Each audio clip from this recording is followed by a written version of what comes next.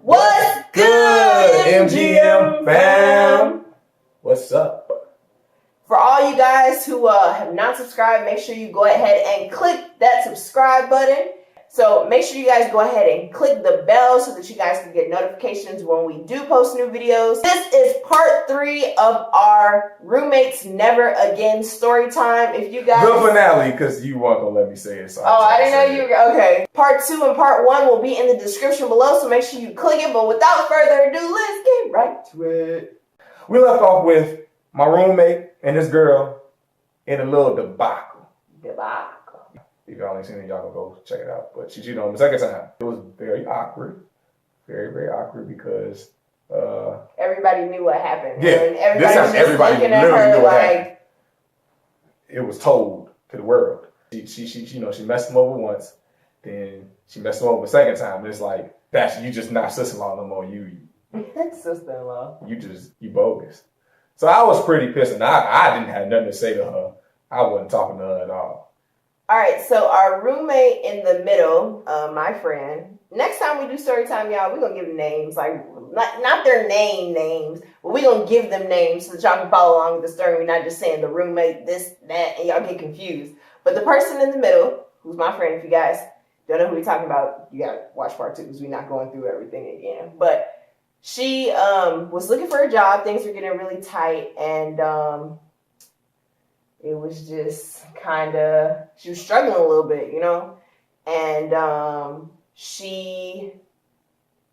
it was like in September, right? It was in September. Well, yeah, the day. Well, it was before that, but September 1st, we had like a group message with all the roommates. She texted us and she said she was looking for a job, and then she was like working somewhere or doing something. She was doing Lyft. Yeah, she was doing Lyft. And I got on with Lyft. Yeah, and then she was like, so.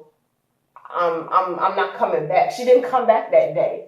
Because remember, from the 1st to like the 15th, she was no longer in our house. She was staying with her grandma, and she basically just up and left. And we're like, okay. Mind you guys, as Mercides how we said, finna pay your rent? Gershom had a job.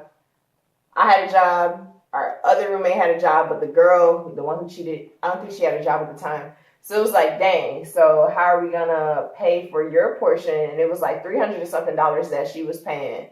And it's like, okay, you're leaving us. You should have, like, she was telling us beforehand that she was thinking about moving. She did tell us, but she didn't tell us when she was moving. September 1st, because remember, it was like a couple weeks before, and she was like, I think I might have to move. And she honestly didn't give a really proper notice. See, we told her, hey, we have a roommate coming in, another roommate coming in, because you just up and left us. We need to get your stuff out of here, fairly soon. She said, I'll come back. I'll come next week. We gave her a week. She didn't come. So then at that point, I took it upon myself to tell her, hey, you have until, I think I gave her like the 15th to get your stuff out. You have to charge you per day. By the 15th, if you ain't got your stuff, you're going to have to pay from the 1st to the 15th. And on any other day until you get your stuff. She agreed to that. She agreed to it. And so the other guy, he moved in. The new roommate, he was trying to move all his stuff in that particular day, and she needed all her stuff out.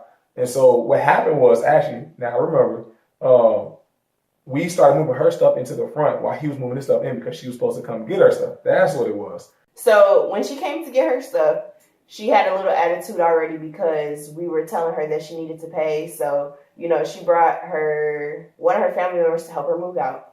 And they were just kind of like real nonchalant about it. And, she was kind of like, she had an attitude. And she kind of felt a ways because I was making sure that, hey, she got all her stuff.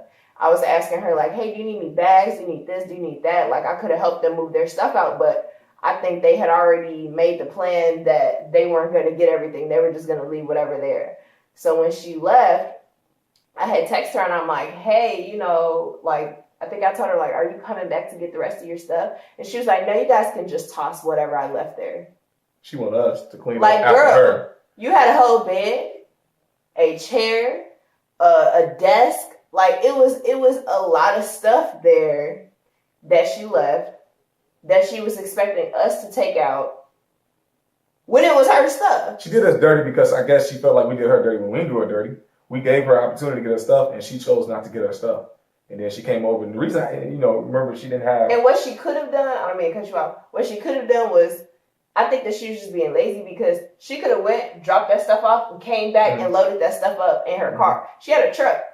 You could have got all that stuff in there.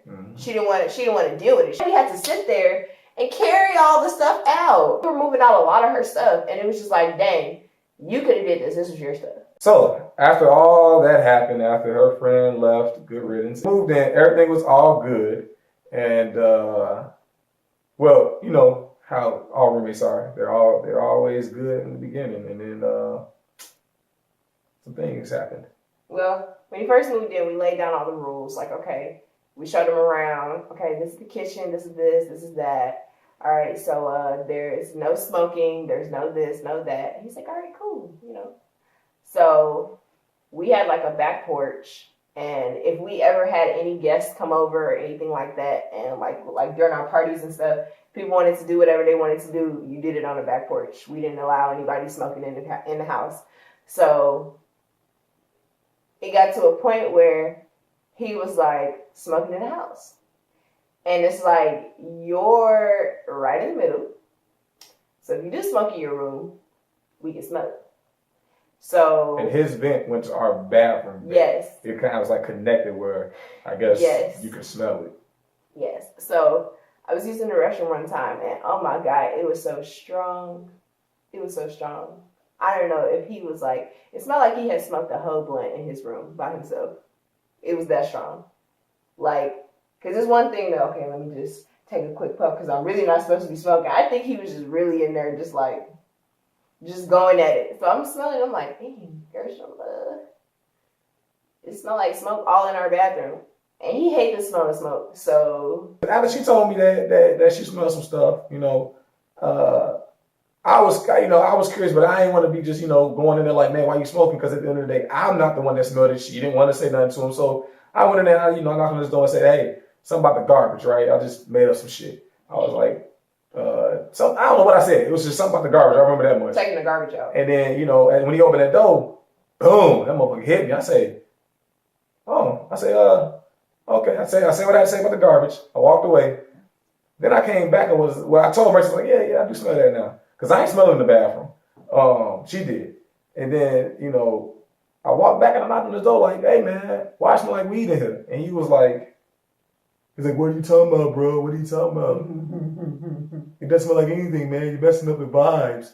I'm like, nah, man, I mean, it was pretty strong. Like you just lit up or something. He talking about something, what you trying to tell me? You calling me a liar, man? I'm like... He said he smoked in the car and then came back in. Yeah, so he was like, damn, you know, we going back for a little bit and he was like, man, look, you come to my room, you can check me, man. I just came, I was walking the dog and I went around and I was smoking in the car and then I came back up the front way. You remember I walked up the front and then I went back. He was just giving me a whole ass story. I'm like... Mind you, when he did go outside, because he did go outside to walk his dog. When he went outside, he went out for a couple of minutes to walk the dog. Then he came back in and he lied and said, man, I went in the car. First off, it's cold. Ain't nobody finna go sit in the car. But check it, he may have. But see, this is the thing that no, he didn't. But no. I'm not. No, I'm saying he may have. He may have wanted to go and sit in the car in the cold, like some people may do. Nah, it's too cold. I'm for the smoke in here. But what I'm getting at is that you can't tell me that from that cold air outside, and you've been in the car for that amount of time you say it's gonna be in the car. It smells so, you know, pungent.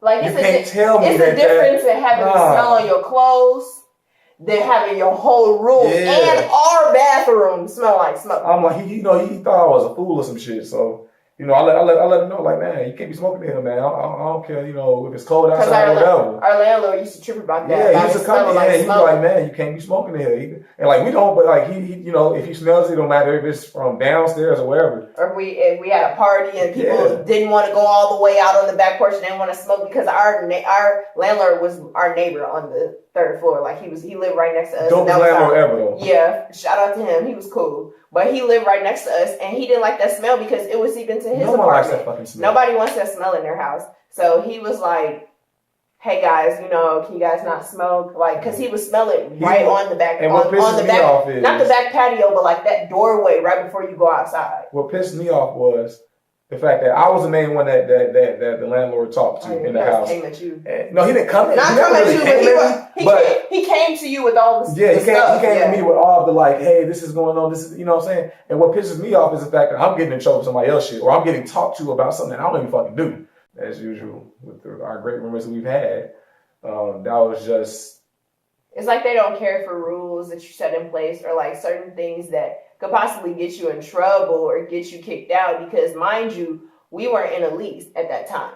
So it was like, he could have told us, hey guys, you know, I've told you multiple times about this or whatever, because he will always come to us, not like, it's not like we were doing things, but like, okay, we have parties, it'd be a little loud, he'd knock on the door, hey, you guys, you know. So it was like, he's kind of working with us. Literally, we should have been in another lease, but he's like, you know, we were still trying to figure things out, and we had another roommate and all that. So he's like, it's cool, just, you know, let me know, you know, if you guys are staying longer. We ended up staying longer, so it kind of worked out. You know, he didn't have to look for another tenant to occupy the space. And he actually did like us a lot. My homie and his ex-girl, she felt the need to come to me a couple times, or come and tell people about what was going on. Didn't tell them the full goddamn truth about everything that happened, and they came calling me. Remember, one of my friends called me because they work together. They work together, and so my friend called me saying, "Oh, you know, you bogus talking about her and her relationship. Like, leave her alone." I said, "Do you know the full story?" At that point, once somebody try to come to me, I'm gonna come back. Everybody know this, and if you don't, shit, now you know.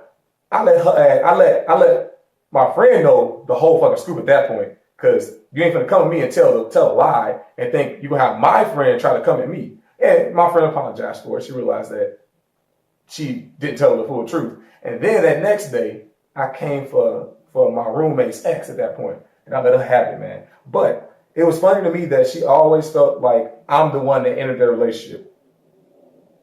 If y'all watching this video still, can y'all comment and let me know if an outsider really can mess up a relationship that was already doomed to fail once you cheated once? Just curious. She ended up leaving because nobody in the house was fucking with her. Not even her ex. I guess they was kind of like cool at some point, but like he never really trusted her, you know, from that point on. Yeah. The new guy. He was funky, and it was like unbearable to. It was bad. Horrific. Because it was like, after he got out the shower, that's when you smelled it. You didn't smell it throughout the day and stuff like that. It was after he got out the shower, and he would leave the door open because their bathroom was in the hallway. And it would be like, you know, when you get in the shower, the bathroom would be all steamy and stuff like that. And it was literally like he got in the shower and smelled like he had been playing. And doo-doo. Be quiet. Sorry, I had to say it. Like he had been playing 6 games of flag football back to back for hours. Like, honestly, it smelled like he didn't wash his balls in weeks. But see, now this is the weird part. The weird part was, like she said, you didn't smell it really on him when he wasn't in the bathroom. When he was just walking around the house, I mean, he didn't smell like the greatest, but he wasn't like, you know, pungent. Yeah. But when he got out the shower, it was like the first time he's ever washed up. But again, that's weird too, because it's like when you get out the shower, the you know, it's misty and it smells good in there. It's supposed to smell like your soap. Yeah, so it's like you washed up with no soap. All right, so then that happened, and then shortly after, it was like getting kind of tight. I was waiting for the new season to start because I already knew that I was coming back to work for the Cubs again. And so it was like January, February, and things were getting tight, and Gershom had to like start paying my bills because I didn't have a job. I was literally working at a care for like a month, maybe 2 months. I was still furloughed from my other job, and I was working like little side gigs. I was doing lifts for a lot, you know, a lot. And like she said, it was very tight. So at that point, we were not in the lease anymore still, and we were kind of just going month to month paying rent. She got a job back at Kitty Corp in April, and I actually was working somewhere else too. That paid okay, but I knew it wasn't gonna be enough, so that's why, you know, I had to kind of convince her to leave, because I'm like, the railroad ain't gonna give me no real money, because they actually called me back when I finally got a good paying job. They called me back. You know, the railroad literally just makes the most money for me. I make the most money there. So I went back, and then it started getting tight. Literally a month into me getting back on the railroad, it got stupid tight again. I said, you know what? Y'all not gonna furlough me a third time. So I said, look, Mercides, we either gonna get furloughed or you working your little kitty court part-time job. And I kind of said it like this to her too, but like it was just the truth. I was like, you know, you working a part-time job, I'm gonna be working a part-time job trying to figure it out while trying to still go back and forth with the railroad. I said our best bet is to probably move. And I was looking at where I could hold it. It was at Texas. It was in Texas, and I said, you know, we should just move to Texas. I made a couple phone calls, and you know, 2 days after I made my phone calls and figured it out, we were down here. And so he literally made his phone calls while I was at work, and I'm sitting there like, we're moving in 2 days. We're moving in 2 days. Like it was literally, we had to pack up everything, throw away what we didn't need, and all of that, and literally move down here. Moved down here. Moved down to Texas. No more roommates. Yeah. Oh, we got Journey, but you know. Yeah, we still got Journey up irritating ass, but well, we about to have another roommate, more so a kid, but pretty much was the best time to move down because little did we know that we were going to get married. Although we kind of both. We've been talking. We were talking about it for a minute. We already talked about how we wanted to spend the rest of our lives. So with each other. So it was bound to happen. Yeah.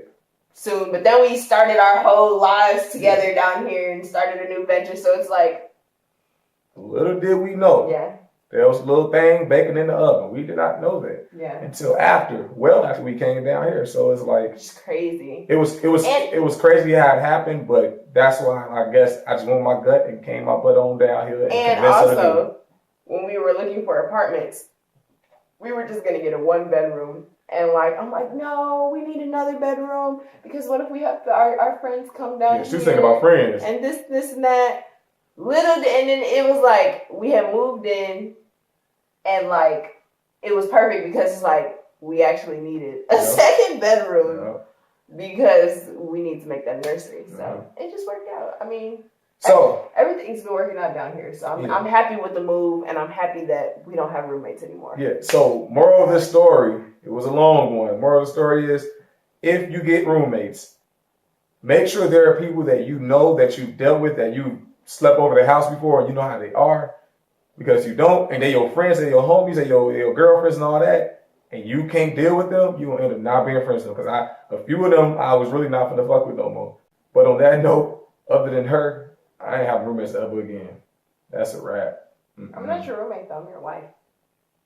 Still my roommate. I still do stuff we were doing back in Chicago, clean up after her ass. That's because I have fatigue. I'm calling all kinds of bullshit. I do. I be sleepy. I be sleep most of the time. So he be having to clean up because I be like. Y'all don't understand when I can't wait for this baby to come out and then like everything to just subside with her little hormonal imbalances. And let's see what excuse she has then. You know that doesn't go away until a couple months after. Don't worry, that's what I said. I'm gonna wait those couple months. I'm gonna patiently wait those couple months, and then when I realize everything's back cool. So about he's like 6 months or so. No bullshit. But we're gonna end this video. We're kind of diving into another topic that we're actually going to be posting about, which is us being first-time parents. So we guys, this last little bit of this video, we talked about a couple different videos that we're gonna be doing. So make sure you guys stay tuned for that. But on that note, thanks for watching. Peace.